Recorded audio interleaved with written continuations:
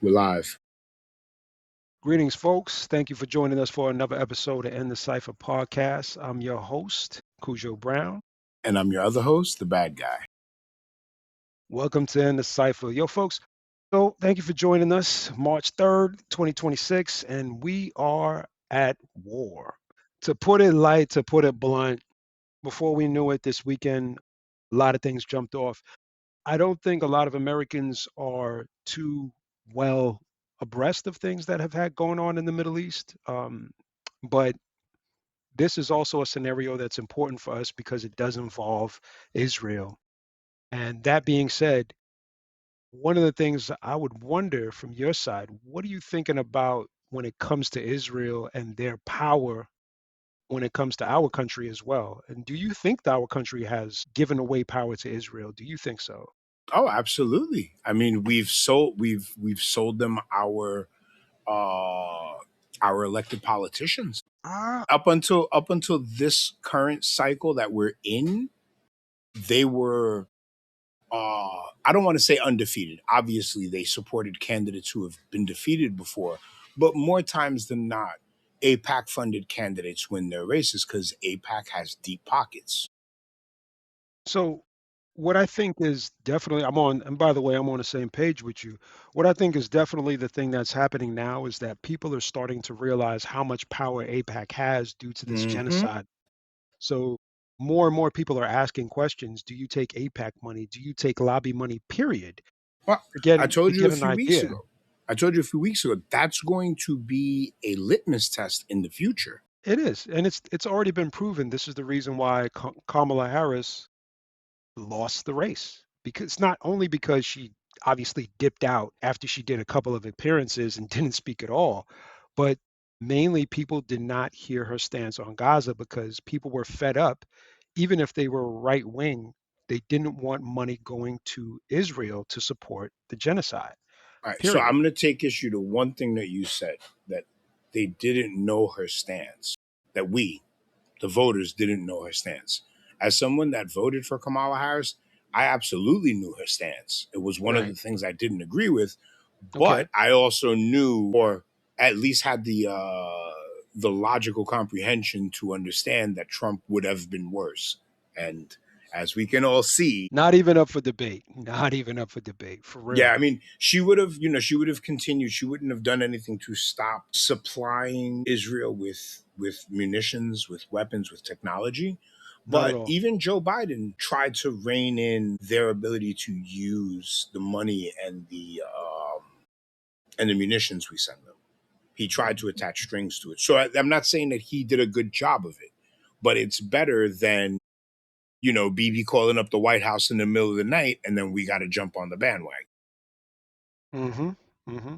There's some issues I take when it comes to the way that most Americans are actually, they're kind of in the dark about a lot of the history when it comes to the Middle East, and especially when it comes to Israel. And I'm of the belief, from what I've seen, is that people are now starting to wake up to how bad it is. And as a as a black man, I could tell you, I've known that it's been bad since I was made aware that Israel was created.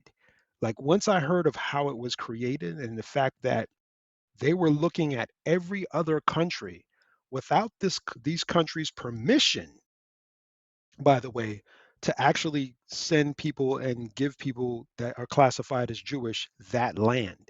Without speaking to the people, they were already going to do this. So this lets you know right here that it was already, a nefarious situation, and landing in the Middle East, landing in Palestine, and then pushing people out and then claiming it as a biblical statement is just utterly ridiculous Well, at now this point. had they done that to move in Semitic people who descended from Semites, then I would not have a problem with that. That would be like returning a chunk of Texas to Native Americans or something, right? The problem is Mm, that they hold on though. go ahead. The problem is that Israel wasn't created for descendants of Semitic tribes. It was created to export the descendants of Ashkenazi Jews, which are Eastern European, right? Yes, And they yes. were the land was taken from actual descendants of, because when we talk about anti-Semitism, the real anti-Semitism is bombing Gaza. Like those are actual Semitic people, Correct.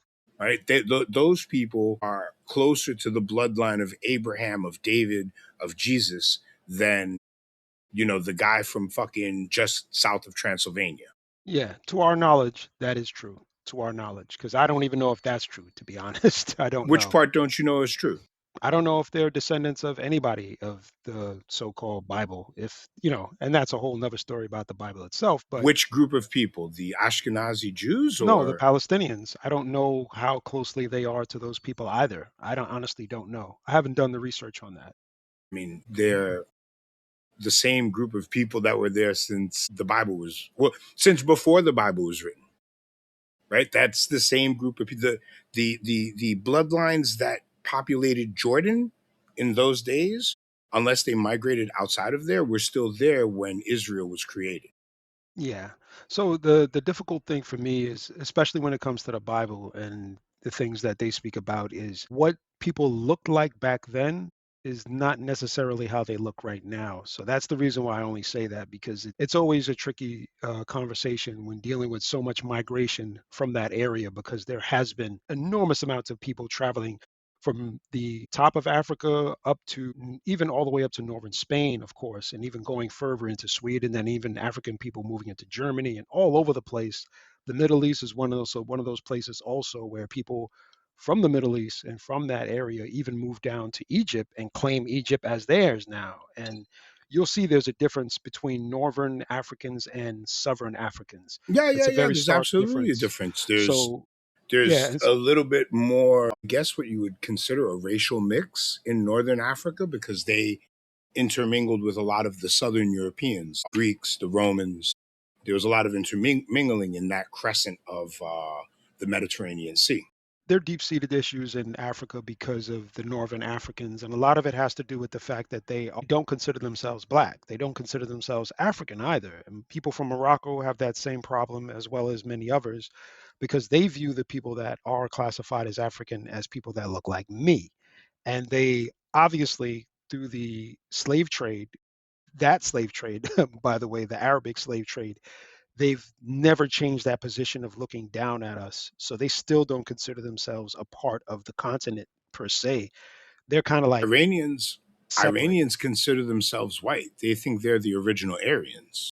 Well, technically, the term actually does come from It Iran. does, yeah, yeah, it does. Yeah, so they are correct in that. However, the terminology of white was not the same that Hitler was speaking about. Hitler was trying to come from that Caucasian aspect, from the Caucasus Mountains type of scenario of what was white, the blonde hair, blue eye. They were looking at it from like a more quote unquote Middle Eastern kind of look, so to speak. Brown people, but not that brown. They consider themselves white. And according to US judicial history, we also consider them white here. Yeah, to some degree, but No, they, no, no, not to some degree. We consider Iranians white. no, It was it I'm was saying judicially it was judicially decided. no, I'm not disagreeing with you, because I had a professor, a teacher that actually told me in so many words that he's such and such from Iran, but he's white. But that's not a surprise, because again, there are plenty of people classified as, Middle Eastern, people from South Africa that are just white. They're just white people at the end of the day. And that means, people from whatchamacallit again, people that classify themselves as Jewish. Jewish is not a people. It's actually a people that practice the religion of Judaism that are classified as white. That's pretty much it. Jewish people don't look at people that are Hebrew, that are from Egypt or any other part of Africa that practice Judaism, that are black, as Jewish. They That's don't. not true. That's not true. How do they treat them? One How of do they how I'll do they tell you treat exactly. them? No, hold on. Let me give me a second. During the famine in Ethiopia, Jewish organizations went to Ethiopia and would specifically go there to save Ethiopian Jews, while Ethiopian Christians starved to death. So that's fascinating. That's a great one. As far as information wise, that's new to me. But from what I've understood from other Ethiopians and other black people that come, especially even to New York, and try to go to the synagogues here, they're not accepted. I don't doubt that. I'm So just to saying that. I so mean, there is some how one group treats how one subset here in the United States, and if we're talking about New York synagogues, we're either talking about affluent synagogues or Hasidic synagogues. I could definitely see them discriminating. Affluent synagogues are going to see a black Jew and be like, "You're still black. We don't want you here." And the same yeah, same with with the more Hasidic. Orthodox synagogue. Yeah. Hasidics So even more so. Hasidics yeah. even more so, honestly, because rich Jews would accept Sammy Davis Jr. Yeah, to a but degree. To a so you look degree. at so you look at Israel, and currently right now they don't treat people that are darker good. No, They they just don't. don't. So even that aspect, like, so there's nuance to that, right? So there's nuance to what you said in regards to that they did come and did help people.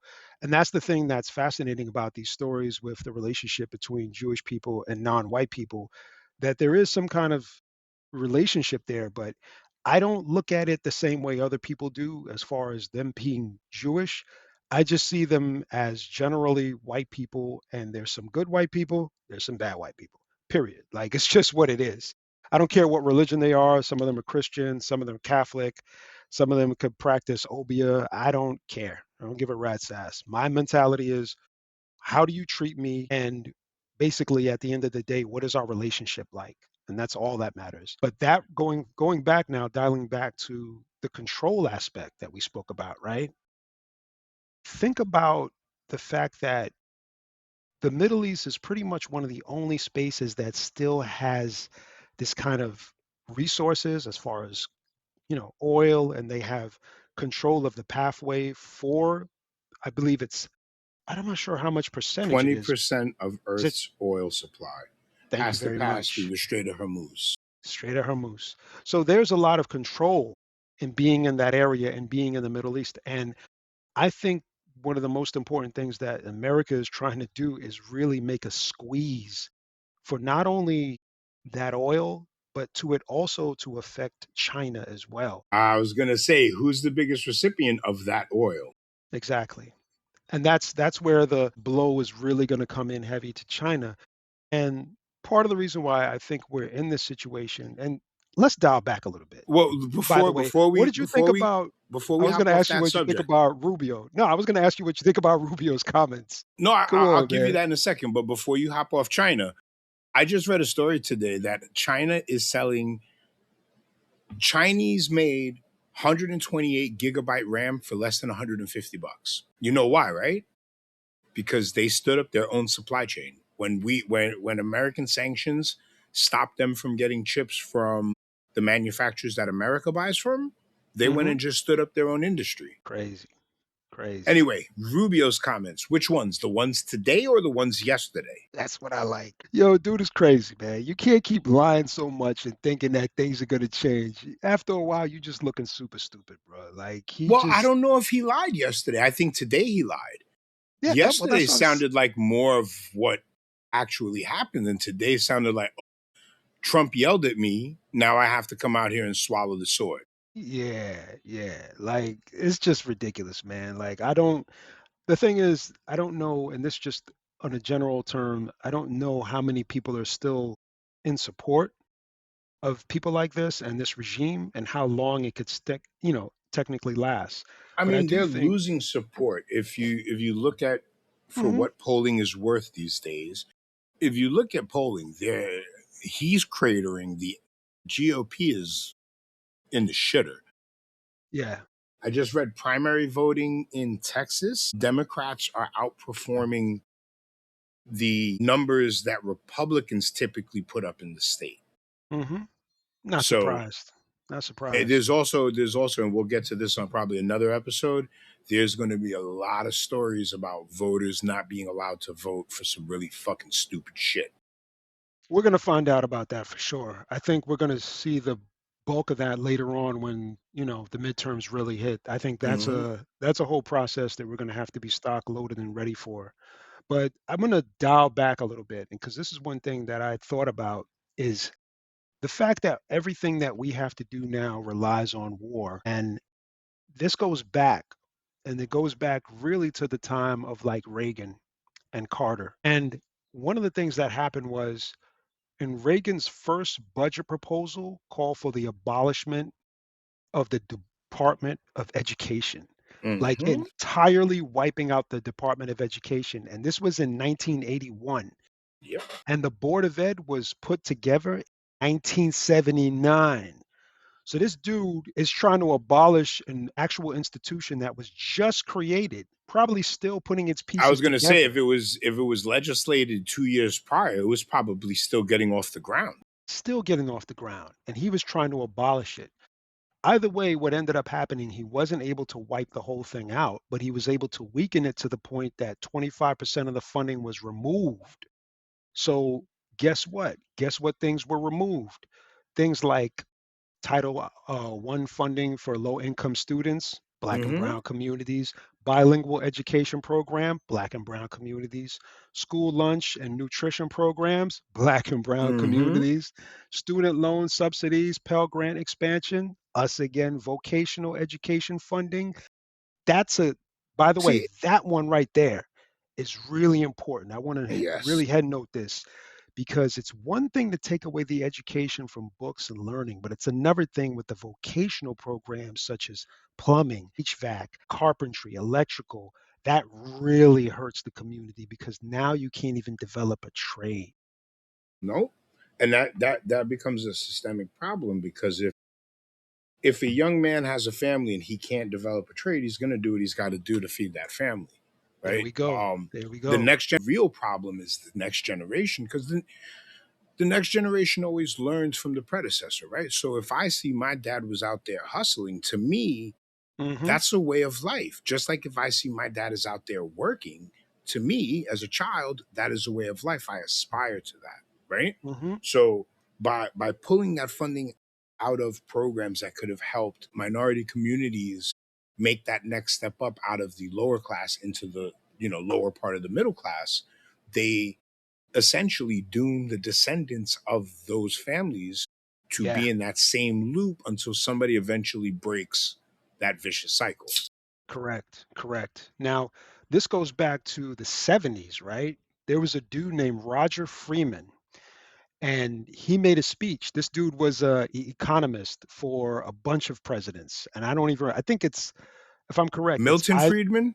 no, no, this is a Roger Freeman. He was a basically an economist for an Australian American economist for Eisenhower, Nixon, and Reagan, right? This is what this dude said during the 60s. He said, "We are in danger of producing an educated proletarian that's dynamite. We have to be selective on who we allow to go through higher education. If not, we will have a larger number of highly trained unemployed people. That's what happened in Germany. I saw it happen." Those are his words. Now, Mm. so now, Austrian American economist. I'm looking him yes, up. yes. Nice middle name too, Adolf. So now think about this, right? He's basically saying we don't want an educated populace that's not able to work. If we have to be selective on who we educate and why we choose to educate them. Reason now, you fast forward now and you could see that. You could see that they chose to pull back. And this guy, remember, was the one of the people that advised Reagan, and basically Reagan followed his lead and did that. So now what ended up happening, not only did they gut out the Black and Brown communities, but they gutted out all of American education and they shut down vocational funding. So Hmm. now the people out in Ohio in the middle of the suburbs, they don't have the resources that they had. So what ends up happening? Americans get dumbed down. Hmm. You know what I'm saying? There was some good out of this during the 70s, but we'll circle back to that later on. But then during that time, of course, you know what happened? They started outsourcing. And Yeah. who was the main proponent? Reagan again started pushing for more outsourcing. Yeah, they pushed to legalize outsourcing jobs that typically were kept here in America, not just to legalize it, to make it profitable. Right, Because right. legality comes second to profitability. Exactly. And that was one of the people, Jack Walsh of GE. was the lead asshole in that process, basically said, "We are not beholden to our workers, we are beholden to stockholders." And that phrase has lived in Well, yeah, I was going to infamy. say that right there. I think was the that idea was the Hmm. death knell for the American middle class Yep, you said it right there. and for And the then, consumer and for the consumer. true, true, absolutely, because we bear the brunt of the prices for the high, for the, because they're not keeping prices flat, right? The Mm-mm. prices are going to go up. Yep. And then Bill Clinton comes along, of course, as we know, and signed NAFTA. And that made outsourcing legal and basically set up spots in Mexico easily. And the last and final straw was China. In 2001, they agreed to a permanent normal trade relations with China, and that was granted, and that was a wrap after that. Now, what do you I think we could survive NAFTA, right? You're shipping jobs out of out of the country, but you're not shipping them out of the hemisphere. you As think Mexico, hold on, let me you think finish. so?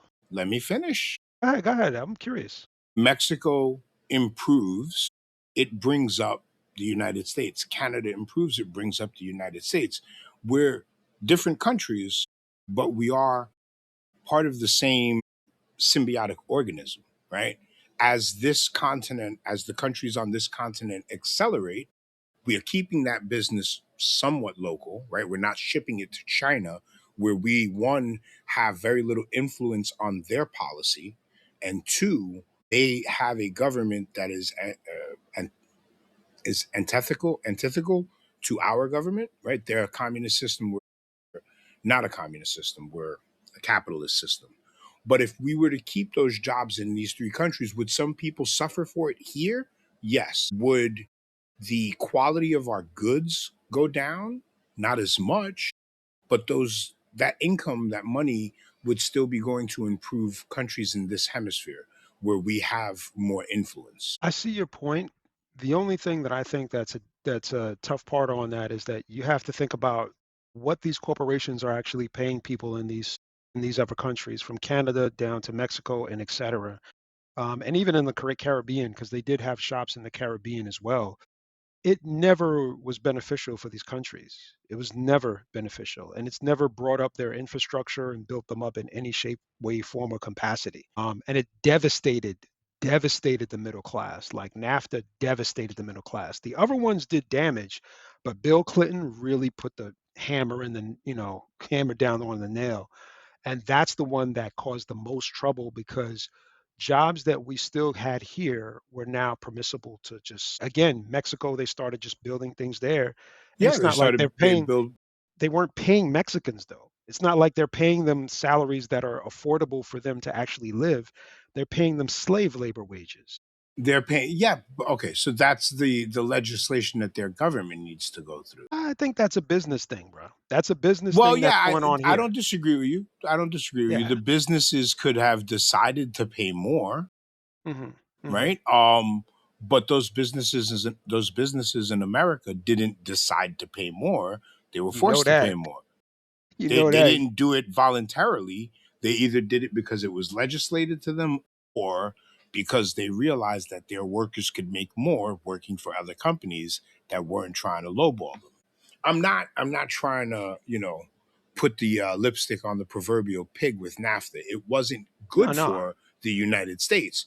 I just think that it wasn't as bad as once we decided to start shipping jobs to Southeast Asia, China, Taiwan. Right, when we started shipping jobs to other hemispheres, that's a problem because like I said, at least here that's a thing that we can use as influence. Hey, we'll start telling these American companies they can't build in Mexico no more if you don't do what we want. So there's that level of influence that that legislation would give you over, countries that are essentially, your partners. You're landlocked with them. So yeah, if if this cartel war takes down Mexico, the United States is going to suffer as a result of that, Mhm, mhm. right? If the Canadian government gets overthrown by some anarchists, the country of the United States is going to suffer for that. I think one of the things we like, so going back to the last phrase in regards to the permanent normal trade relations with China, there's a book in regards to this.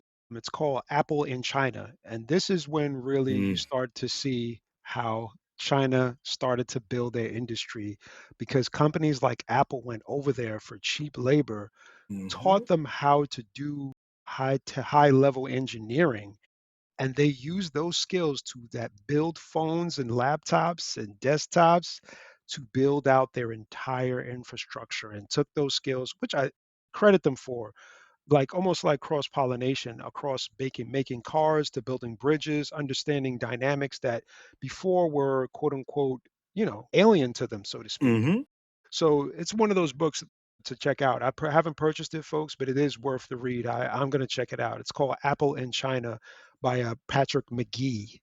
You know, Yeah, I do know that China, within a few short generations, went from a basically peasant society hmm to, at least being one of the leaders globally in tech. right, right, right. So let's go forward now. Let's now go to where we current day, where all the jobs are overseas and that are manufacturing and labor intense. And what ended up happening now is we said to ourselves, this was the talking point, which I know was false, and I know you know is false, which was we're going to give the labor and the manufacturing stuff out there to these other countries because we're going to focus in on the high level stuff like business, high level technology, coding, and all these other things, because that's where the money really is. We'll manage things and we'll finance things and we'll create the codes and all this other stuff and software, but we're not going to do the dirty work of lifting. But the problem with that was we gutted the educational system, so Well, there's yeah, no there was no training that came in to replace the training was taken away. If they were yeah, serious about that, they would have funded, you know, yeah, computer classes. Like, right. kids are getting computer classes when they're kids now, like, Now. first, Yeah. second grade. Yep.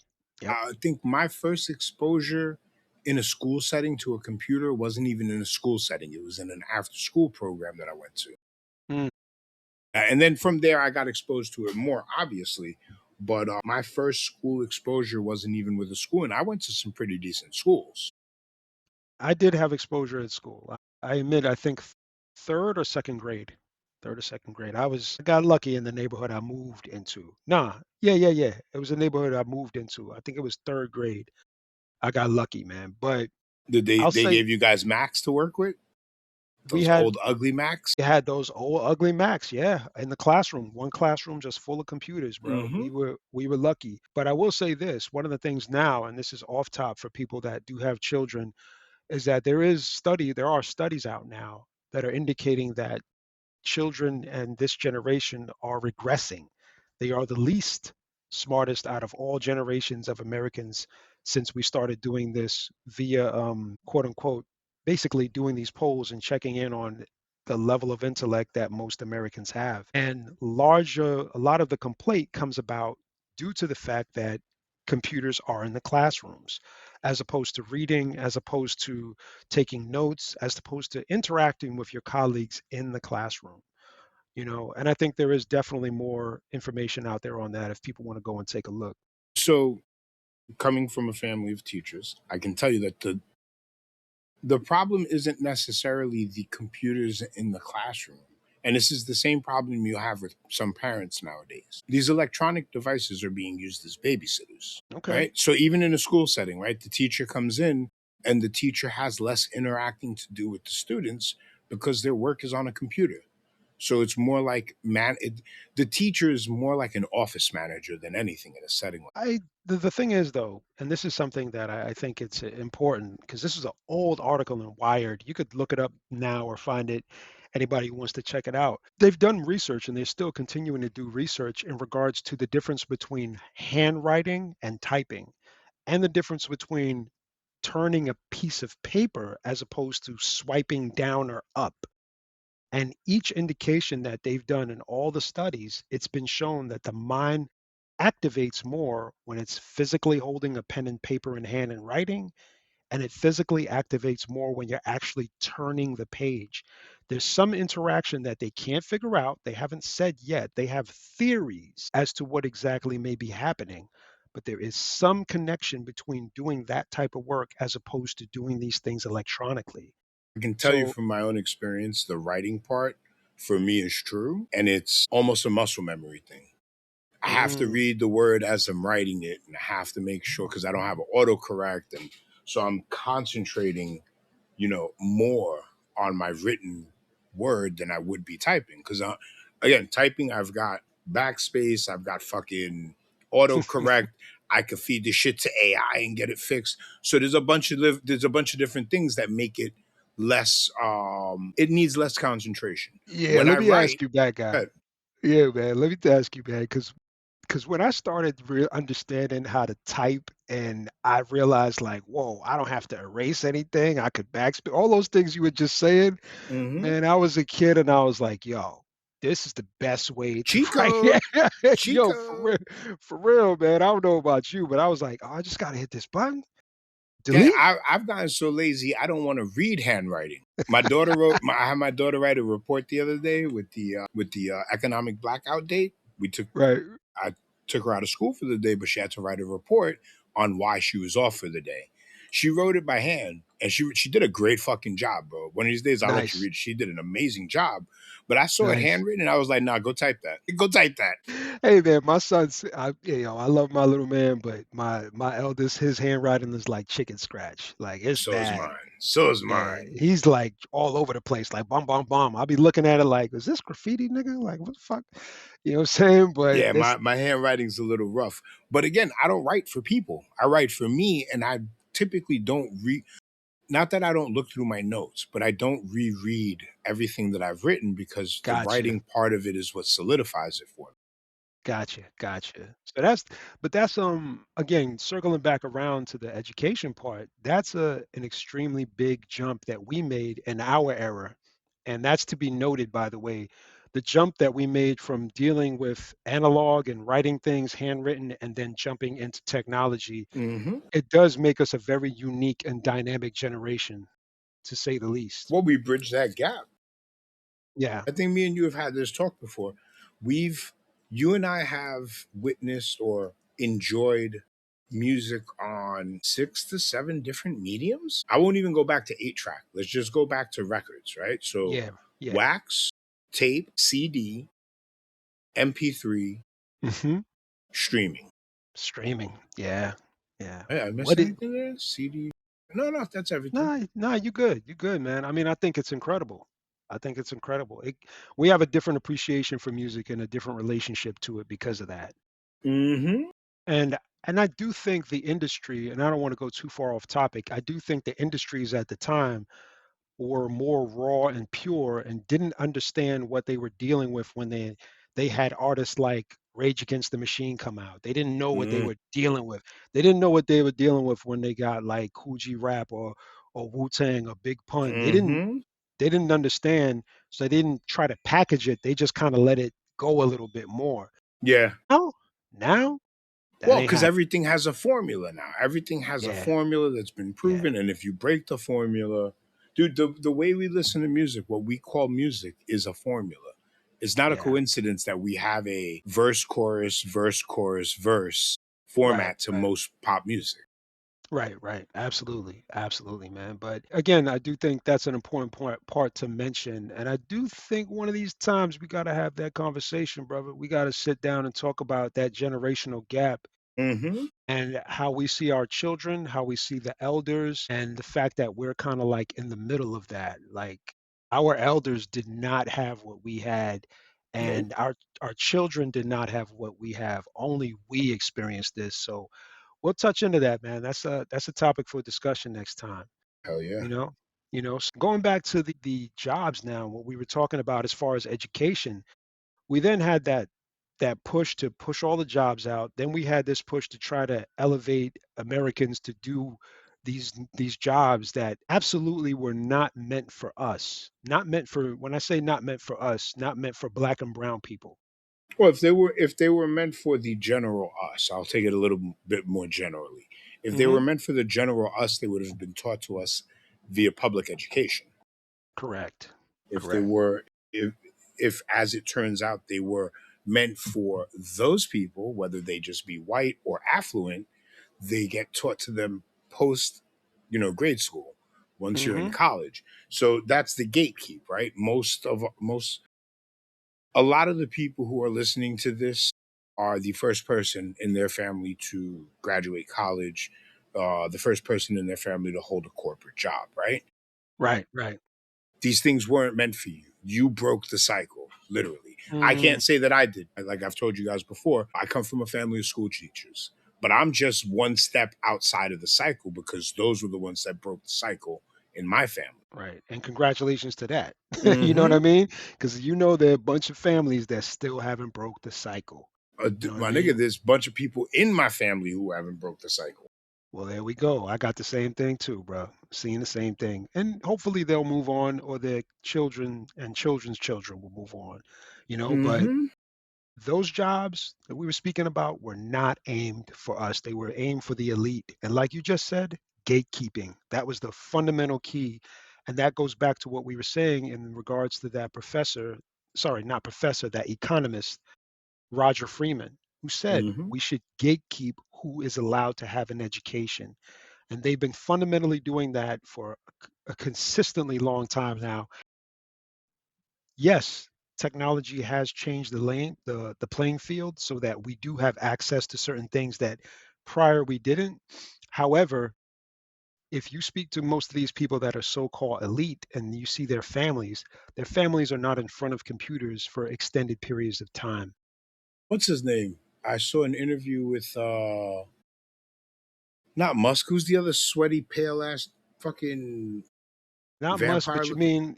you mean not Thiel. Till. Peter Thiel, Till? yeah, Peter Peter Thiel. Thiel? Yeah, he's a So I saw an weirdo. interview with Peter Thiel, and they were asking him about his family, his screen time for his kids. He doesn't let his kids spend more than 90 minutes a week Woo! on screens. Bananas. But right. Same thing with Musk. Not what's his name? Same thing with Facebook boy. Zuck? Yeah, same with Zuck. Same thing. He says the same thing. And the same thing Steve Jobs said. Yeah. Steve Jobs said he didn't allow his children to be in front of devices. And then here we are, but they're promoting it to us. Yeah, So because you are the customer, you are the product. the You know what I'm mark. saying? Yep. So you take this now and you understand the fact that we're in a position where we're not actually meant to succeed in that space of the economy. We're supposed to be staying in the space that we're in right now. And I make the argument to people a lot of times. I say, it's important that you go out, it's important that you make your money. Nobody wants to be financially broke or financially illiterate. But literacy does not mean that you're going to get out of poverty that easily. Mm-mm. It takes a lot more. And then the other dynamic, the spin to that is the fact that you can make a lot of money, but at the end of the day, if you still have to go to somebody else to get your paycheck, are you a high paid slave? You starting to sound like Dame Dash over here, son. Hey, it's He ain't wrong about it. 100. Nah, he's not wrong about it. As so, there's truth in the statement. It's not 100%. As long as you have to go to another person to derive a paycheck, yes, you are always going to be, in essence, a labor slave. Hmm. But owning your own thing doesn't remove you from permission structures either. If I you agree. own a record label, in Dame Dash's example, with using Dame Dash as an example, if you own a record label, you're answerable to the people who find your music good or bad. You have a boss. You can't just put whatever you want out. You have to worry about what the streets are going to want to hear. If you're the owner or CEO of Nike, you can't just throw out whatever sneaker you want. You've got to worry about what your customers want. Those are your bosses. I'm glad you said that because that's ill. First off, because I didn't think about that part. I was thinking even on a bigger scale, which is ultimately the system that you're feeding into, right? Yeah. It is a capitalist white supremacist system. So at the end of the day, if you're still feeding into the same system and you haven't figured out a way to break free of it, or if you haven't laid seeds for other people, your children or your children's children, to find a way to break out of the system and to change it so that people don't have to work the way they have to work just to survive. To me, You could have your own stuff, you could own your own stuff, but as long as you're operating like a capitalist and like a white supremacist, it don't matter what you do. You didn't do anything. It's like you're just again, you're making $1 million, and they have a book on this even with NBA athletes. It's called $40 million slave. You know, Mm-hmm. and this is a real deal when it comes to artistry. Like with these hip hop artists, they had to get hit in the head and realize like, nah, you got to produce X, Y, and Z albums. You got to make this, you got to make that. They had a fantasy about what it was like to be an artist. And I think people have a fantasy about what it's like to be an entrepreneur. And they're not understanding again. Word up. entrepreneur entrepreneur is hustle culture talk for hustling. Yeah, yeah, yeah. Because even whatever the most popular entrepreneur content creator you could think of, Gary Vee or whoever, when you listen to what they're telling you to do, they're just telling you to hustle. They're telling you to work hard. It's not Absolutely. it, it's Yep. not worth the 1995 you paid for the fucking program. Nope, nope, I mean, the nope. program might as well tell you, honestly, what it might as well tell you is the secret to success is telling other people you have the secret to success and then making them pay you for it. Yeah, give me them coins. You know what I'm Mm-hmm. saying? Like, but you make a good point, and this is the thing I mean, I'm laughing, but it's actually really serious too, though, man, because there's so many of us that don't have a clear vision as to what success is and what it may mean to ourselves. And I say this to a lot of people is try to figure out what you want to do, how do you expect to get there, and what do you expect the best end result to be? And also understand that it's a journey. Like Mm-hmm. there's no finish line in this. That's what you got to understand. There's no finish line. You have to keep pushing because after you acquire one aspect of success, there's another space that you should want to inhabit, and it should go beyond physical. Real talk. It should Mm-hmm. go beyond physical. You know what I mean? Yes, sir. But so diving into this now, as far as our resources, like, share, subscribe, folks, in the Cypher podcast. We just want to give you all a couple of tidbits on getting ahead and your hustle culture. But but real talk, going into what we were talking about in regards to this war now, you saw and we saw, well, especially when we were growing up, we saw the Gulf War. You know what I'm saying? Mm-hmm. We saw these wars and we saw our schools, and our schools were all right, but they could have been way better. And we saw the labor department. We saw what was happening financially in our country, and we saw what happened in 2008 with the fallout. And right now, I think there'll be another bubble with AI, but that's a whole nother conversation, Boy. you know. But I'm saying this to you now, which is going forward, we're looking at a situation where we're only good at really going in and putting the hammer down on other countries via war. That's really all we have is our military. Financially, the other countries have caught up with us because they figured out how we cook our books and do all the fake crap with the IMF and all this other stuff and put countries in debt, right? They figured that out. Then they figured So out that, hold on, real go quick. ahead, You go mentioned the ahead, IMF, so and without diving into conspiracy theory, dive in it. one thing that Venezuela and Iran have in common, they have Mhm. zero IMF loans. That's a good one, brother. That's a good one. That's a good one, bad guy. Mm-hmm. Like, share, subscribe on that. You know what I mean? Give it a thumbs up. I think Libya also had zero IMF Mm, loans. You'll find if you look at countries and what they owe the IMF, the less they owe, the more likely they are to be attacked. Or hold on, I'm sorry. The more likely they are to be colonized. colonize, yeah, yeah. Because it's also a scenario of quote unquote black and brown people that they're basically bombing out. You know, that's one thing that we just don't seem to miss out on is the opportunity to take advantage via violence. And the system works like this, where there's only two ways they're going to try to get you. First is going to be deception, and that is the IMF, that is the financial system, that is to get you to give them your resources for pennies on the dollar, meanwhile Yep. leaving you with nothing as far as infrastructure, just digging and destroying your land, right? That's the first Mm-hmm. trick. So deception is their main key. But if they can't deceive you, the next step is violence. And that's the Well, avenue we're at right well, now. that's the inevitable next step because deception can only last but so long. It's after a while, it's hard to tell people who have shit to eat that they're eating caviar. Yeah, yeah. Well, tell that to Trump. And no, but you're starting to see that in this country as well. Hmm. Hmm. Not that I am going to welcome any of these people in with open arms, but you've got a lot of right wing podcasters and a lot of right wing social content creators who are turning their back on Trump. Not because of what ICE did, not because of anything else, because of his fealty to Israel. So, real talk, and this is my opinion, man. I think you agree with this, is that those big podcasts that were pro-Trump and supporting him, your Joe Rogans, all those knuckleheads, to me, my personal opinion, they were trying to cash the check. They were Yep. riding the wave and cashing the Yep. check. And I hope you listeners hear this and understand that they took you for fools.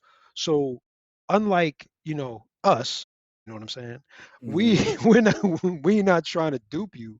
We're just being straight up honest with you, and you can look up the stuff that we speak about regardless, because we'll always give you book recommendations and articles. But those guys were looking for the dough, and they got the money because when they went on these Joe Rogan and all these other big name podcasts, Yeah, they paid to they get on.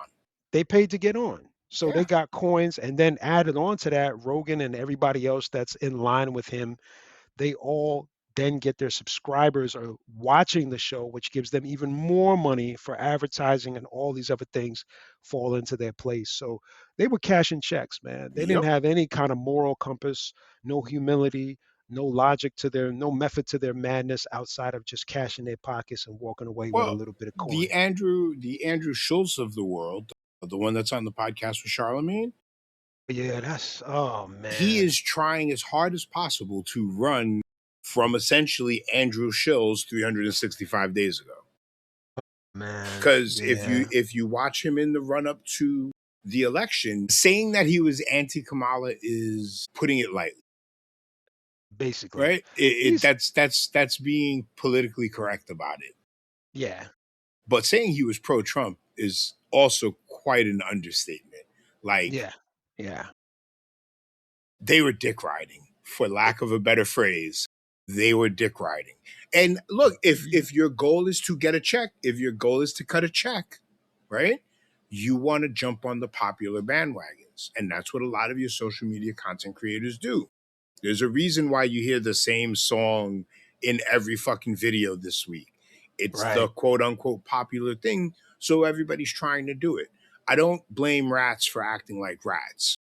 Yeah, I yeah. do I do blame people for following rats knowing that they're rats acting the way rats do.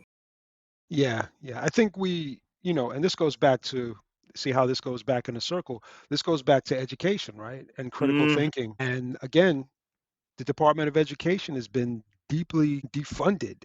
Educational, even the Pell Grants, by the way. And this is something to bring My up. nigga, I forgot education has about been this. so defunded in this fucking country that we are Hmm. back to having to debate people who believe the earth is flat. Flat.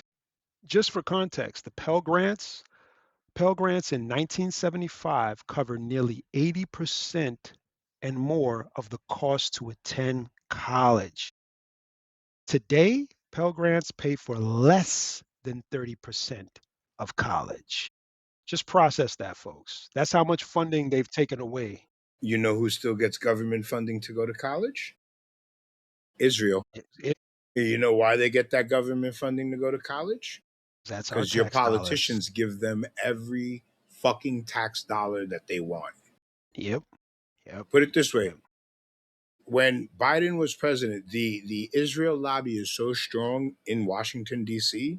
that when Biden was president, Biden told Netanyahu he did not want him to come to the White House. Netanyahu circumvented the White House, went straight to Congress, and got a fucking standing ovation from Republicans and Democrats. Hmm. Hmm. I remember that. Because if I you don't remember that. stand up for fucking Bibi, AIPAC's gonna take that money away. Right. right. I think one of the things though I will say is that I do think that Netanyahu is just a symptom of something bigger and even more, should I say, even scary behind him, which is what I think is really happening is not really Netanyahu and Israel is in control. I really think that there's a group of quote unquote people, whether they're Christian, non Christian, or Israeli, or Jewish, I don't really care. But I just think there are a group of people that are in control that are classified as white that are trying to basically just colonize the Middle East. And they know that that's the next place to move to because they know that they're doing right now, which is noticeable, a controlled demolition of America. They're literally, there's no way that you could tell me that they have the best things in mind for America and see America lasting for the next 100 to 200 years. They've already sold out the country on multiple levels. Already went over education. We already went over even vocational schools. We Hmm. already went over skill sets that are basic.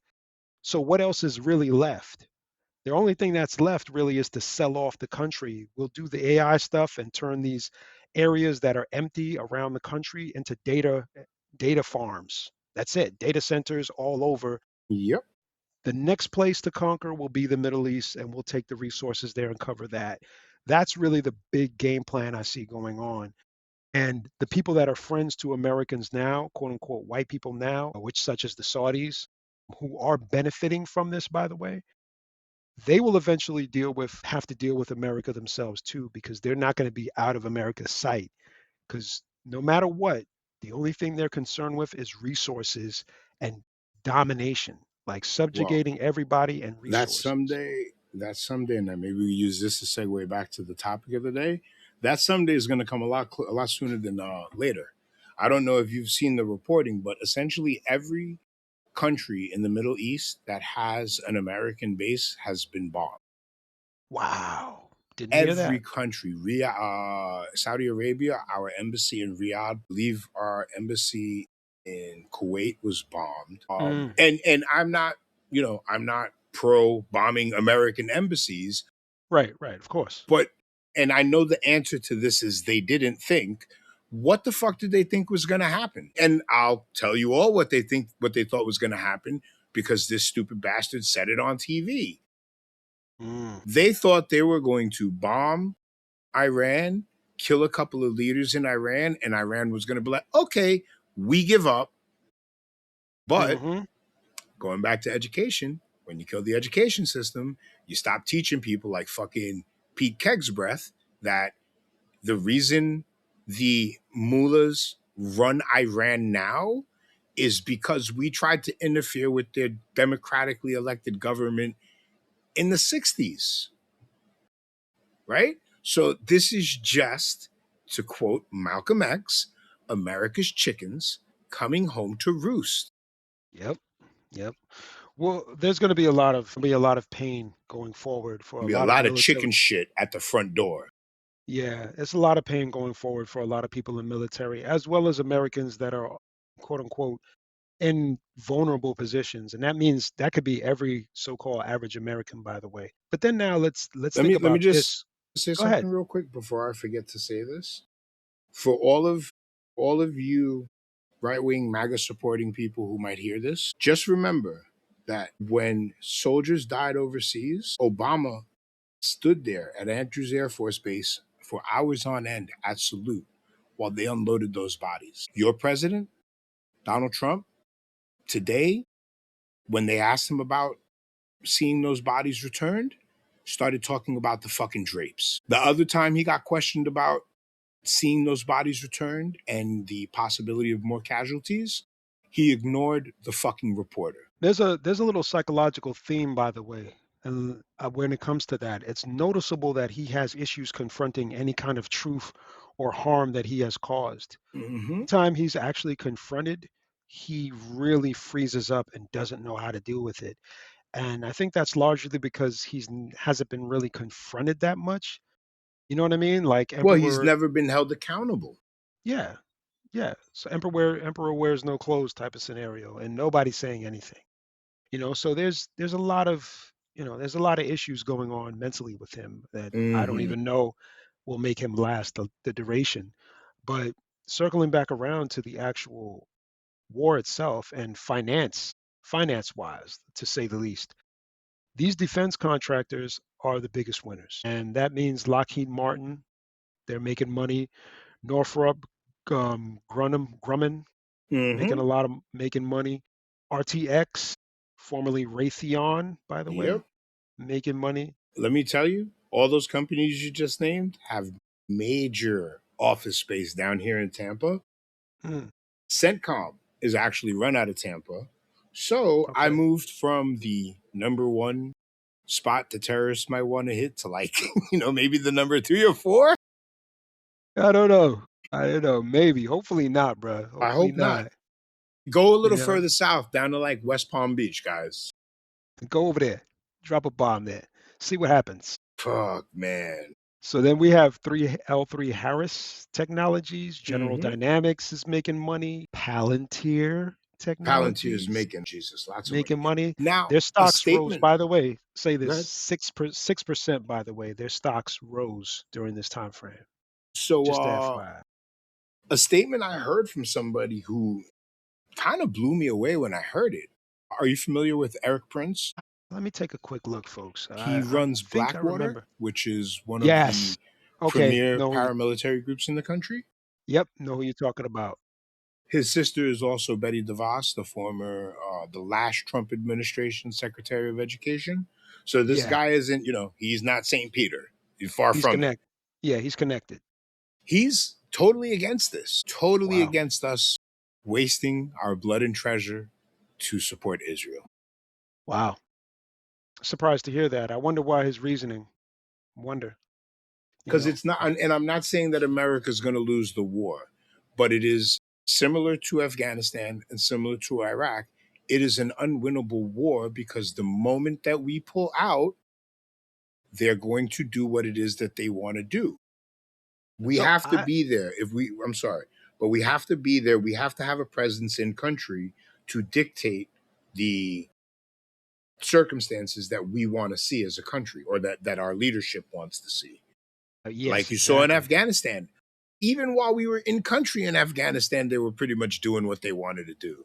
When we Absolutely. left, it just went to shit. What Hmm. and that's exactly what's going to happen in the Middle East. And the problem is that the people who are going to be left to take over are going to have memories of this last fucking week. Hmm.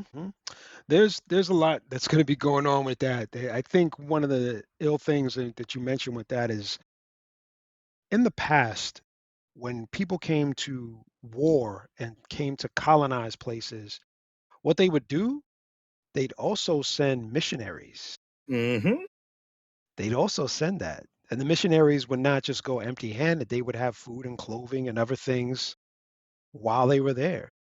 So these people were not, just hearing God's word. They were hearing God's word, but getting food, getting clothing. And Being if you stayed, saved by God. yeah, yeah, if you stayed in their space with them, you got these things as well.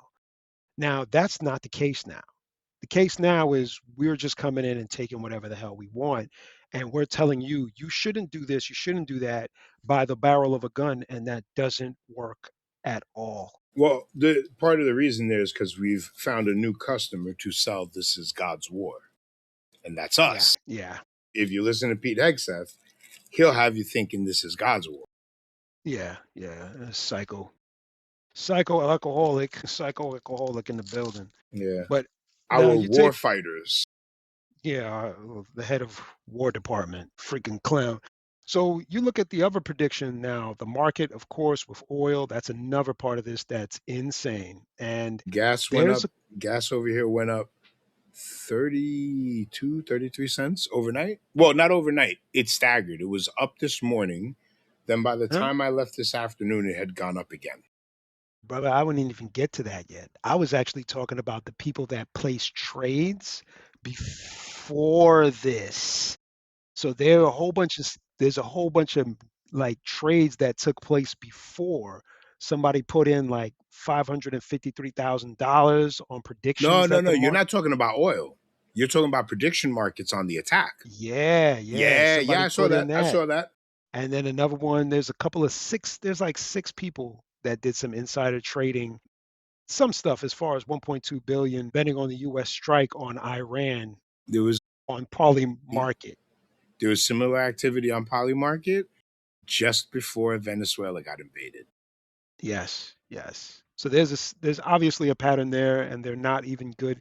That's the funny thing. These fools are not even good at hiding their tracks. Like they're really bad at this shit. Because if we as regular people are learning and picking this up, anybody can. The I think some problem of them are is, bad at it and some of them don't care. yeah, but the problem is, our problem is not many of us have the time and energy to actually go and look at these things up. Some of us don't even care, just like you said, about looking these things up because one of the things that I've noticed when you talk to people about even just the idea of a two-party system is just the fact that they don't think there can be any other way. And there are people that think that elites are elites and they will rule forever and there's no other way. So you might as well be subservient to them. But the problem is they lack imagination because the elites have captured their imagination because they've only been looking at things through a small window via movies, TV shows, all these other things that condition them to think that way. Yeah, I was going to say, we come from a society that's been taught to revere wealth.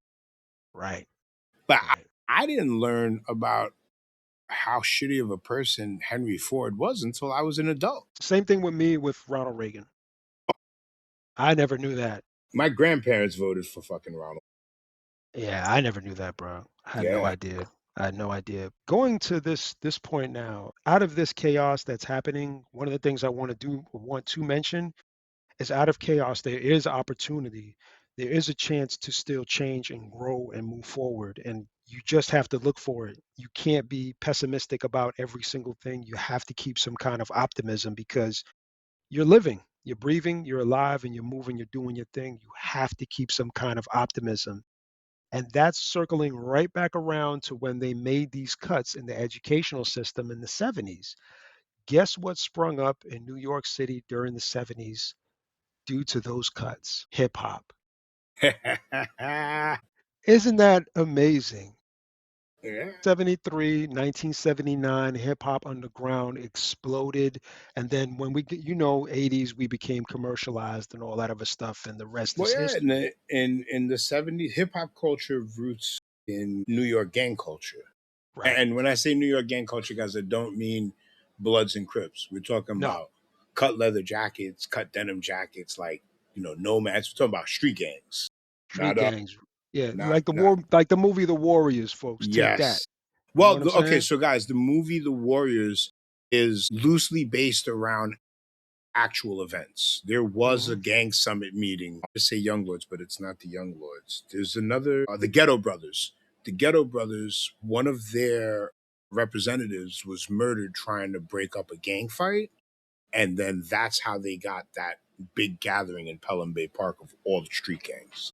Right, right. There was a ton load of them. There were the Harlem Lords, the Black A Spades. ton, Lord, but every Yes. neighborhood had a gang. That's how it was back in the days. Yeah, It was almost a block. Tomahawks. Yep, yep. Yep, Black yep. So Spades, the Black Spades, didn't they become Zulu Nation? yes, you got it. You got it, brother. Spot on. But finish what you were saying because I think you were more on point with that right now because you were speaking about the fact that the hip hop culture came out of the gang culture in the early stages as Yeah, well. and the gang culture came out of a lack of opportunity. There you go. The lack Yeah. of opportunity led these kids to, at the very least, congregate when they had nothing else to do because they didn't have jobs. Hmm. School wasn't geared for them. Right? So a lot of these kids dropped out early and there were just no options but joining a gang. Right. Right. And lo and behold, the music programs were also cut, of course, during that Hmm. time in the 70s. So what ended up happening? There was a blackout in 77 that was a major one. And that's when a lot of people went to record stores and equipment shops and stole DJ equipment. That next summer there was mad block parties. And that is, folks, history. And you could go look this up. South Bronx, Brooklyn. This is where a lot of it started. But And I'm you telling you, talking about back in the days when they were plugging into the street lights to get electricity. yeah, street lights, fire hose, fire hydrants being blown Mm-hmm. because they too damn hot to even go anywhere in a pool. Mm-hmm. Like it was just dope, man. There was some aspects were dope, some aspects were not. I'm gonna be candid and honest for the people that are younger.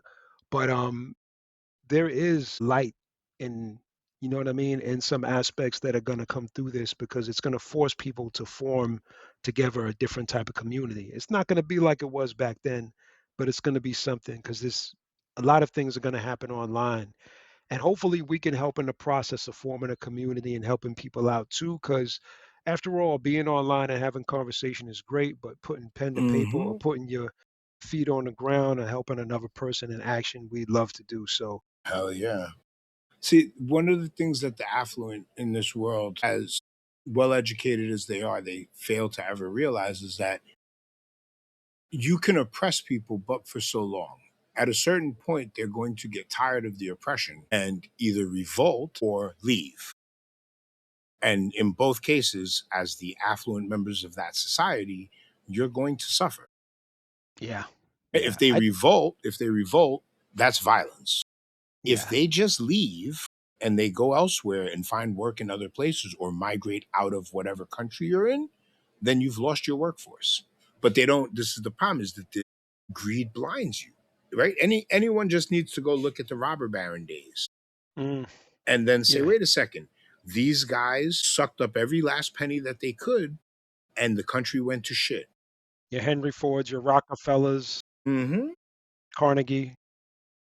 Dude, I wasn't. I knew that Ford had a relationship with Adolf Hitler. I wasn't aware how many American companies not only profited off of Germany during World War II, but some of these companies, after the war ended, tried to sue the United States for bombing their facilities that were producing weapons and vehicles for the Nazis. They tried to sue the United States for it. Well, look, is it too far fetched? Because ultimately, we have a president now that's trying to sue the country to get money from something that happened to him. I mean, it's pretty close to what we're dealing with right now, man. Unfortunately, Yeah, the that thing is hasn't that this changed. fuck nut would fucking love Henry Ford.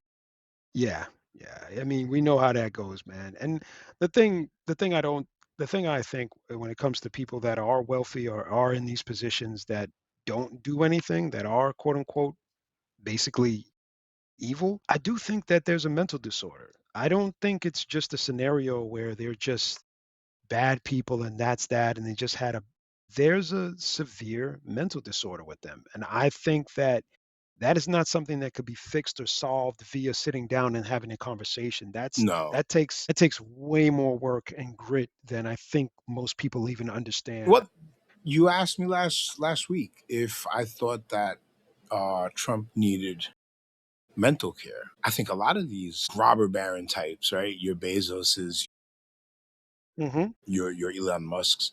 I think they, aside from not having been hugged as children, because they weren't. Bezos was adopted, and Elon's Musk's dad. You could just go watch an interview with the guy, and you'll see he wasn't hugging Yeah, Elon much either. yeah, But aside from not being loved, they would have benefited from some major therapy when they were young men. absolutely.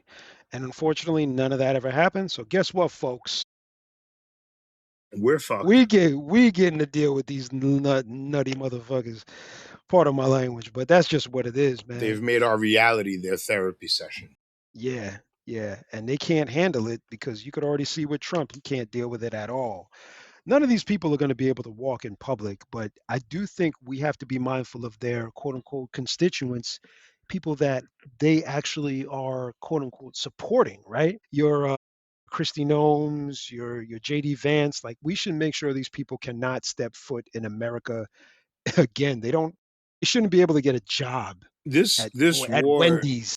This war is going to sink JD Vance's political future. If anybody doesn't believe that, you can timestamp this and come back to me in 4 years. Yeah. Yeah.